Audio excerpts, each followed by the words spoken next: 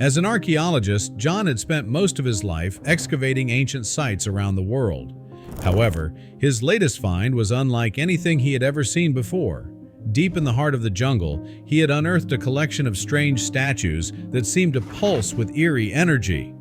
At first, John was fascinated by the discovery and couldn't wait to share it with his colleagues. However, as he studied the statues more closely, he burst into tears.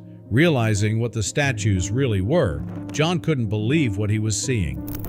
He had excavated the statues and took a step back to look at them all together. It was a beautiful sight, but there was something about these statues that John couldn't quite place.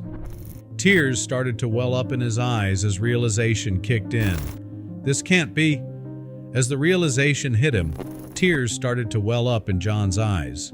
Unable to control his emotions, he dropped to his knees and all he could do was cry. But what was the strange energy surrounding the statues? What did John discover in his lab? And were they actually statues or not? But before we start our story, smash the like button, make sure to subscribe and hit the notifications bell so you won't miss any new stories. John was an archaeologist like no other. He scoured through history books and researched different kinds of places to locate his next hunt, as he liked to call it. Then, he would travel to the spot by himself and see if his predictions would be right. And many times it was. No one knew how he did it, but he had excavated many important discoveries because of his method, and this one was no other. As he walked through the jungle, looking for his chosen spot, he stumbled upon a hidden clearing. Immediately, he knew this was the place to start digging. John crouched down and brushed a layer of sand away with his fingertips. As he brushed and brushed, more of the strange object buried underneath the sand became visible. It was a round object of some sort, with a smooth surface. But as he brushed more, he noticed it was way bigger than he anticipated. The object reached deep under the ground, and John quickly realized he had stumbled upon something unique. He had no idea yet what it was, but he knew he had to continue with his trusted excavating tools. He took out his brush and trowel and placed them next to him. Then, he quickly snapped a few pictures of what he had unsurfaced so far and took out his GPR ground-penetrating radar to detect how deep the object went underground. When he looked at the radar's screen, he nearly fainted. The object went at least a few feet down, and there was more. The radar detected this wasn't the only object. There were 3 more. John couldn't believe what he was seeing. This could be the find of his lifetime. He set up a tent over the spot where the objects were and set up his tent a bit on the side. There was no way he would leave this site before excavating every object. The following morning, as the jungle awoke with the symphony of chirping birds and rustling leaves, John was already busy with his excavation. With focused determination, he carefully removed the layers of sand, unearthing the first mysterious object. As the sun climbed higher in the sky, the object's true nature slowly revealed itself. John gasped as he realized what lay beneath the many layers of sand.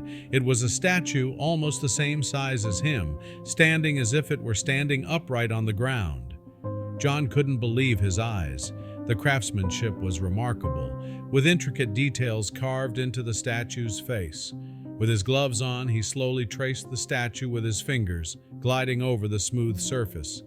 He couldn't believe someone had made this, and most importantly, he couldn't wait to show his findings to his colleagues and see their jealous faces. But that had to wait, as there was no internet connection this deep into the jungle. Eager to uncover the remaining objects, John thoroughly documented the first discovery, taking measurements, photographs, and detailed notes. This finding alone was enough to cause excitement among the archaeological community. Still, he knew there was much more to be revealed, and he was excited to uncover it all. John quickly moved on to the second object. As he gently brushed away the sand, a sense of déjà vu washed over him. It was another head, equally as imposing as the first, but with subtle differences in the facial features. It became apparent that each sculpture represented an individual, immortalized in a material he recognized but couldn't quite place. John felt drawn to the statues. They both seemed to pulse with a strange kind of energy.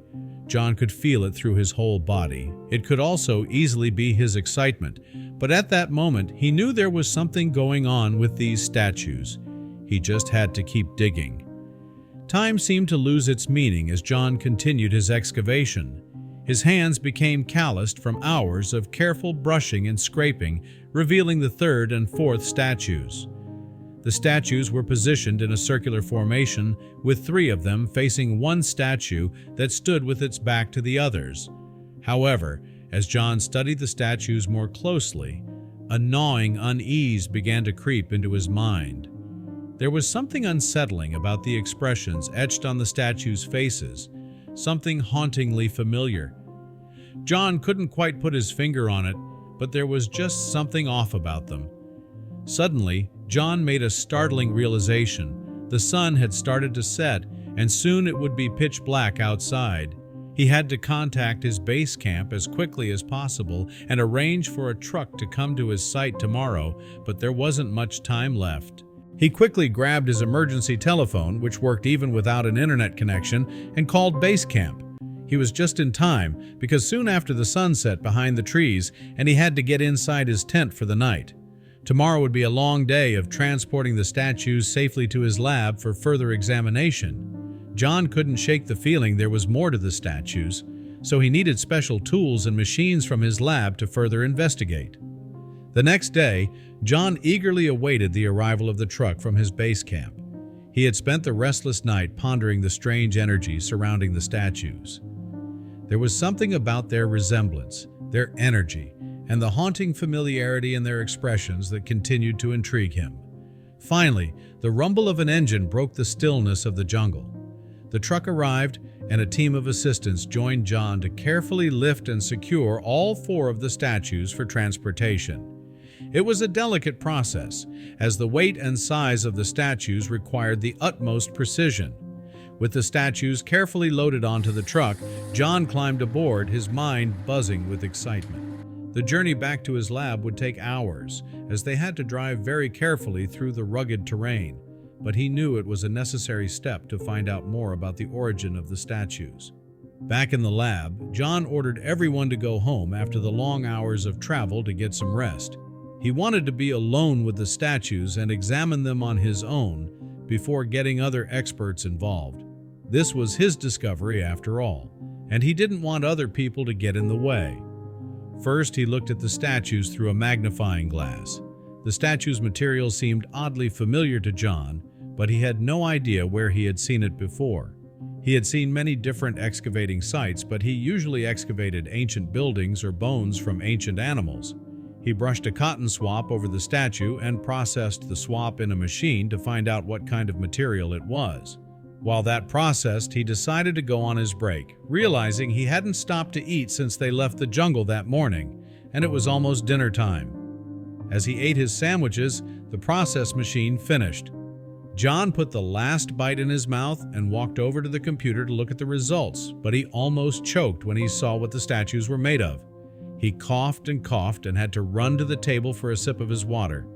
He read the results over and over, thinking something would change or an error would pop up, but nothing changed. The results were final, and there was nothing John could do about it. But how can that be? John thought.